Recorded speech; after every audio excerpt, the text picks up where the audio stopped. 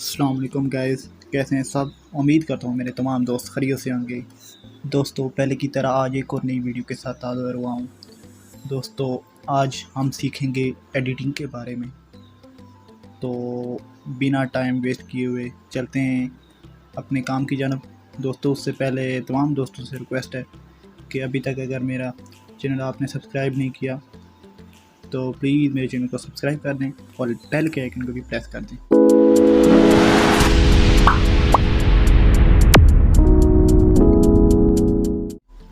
दोस्तों, एडिटिंग के लिए हमें सबसे पहले जिस चीज़ की ज़रूरत पड़ेगी उसका नाम दोस्तों इस तरह से है, स्नैपसीड। स्नैपसीड आपने शायद देखी भी होगी एप्लीकेशन। तो हम इसे ओपन करने लगे हैं दोस्तों। ओपन करेंगे दोस्तों तो इस तरह सा कुछ आगे प्लस का आइकन शो होगा आपके सामने। तो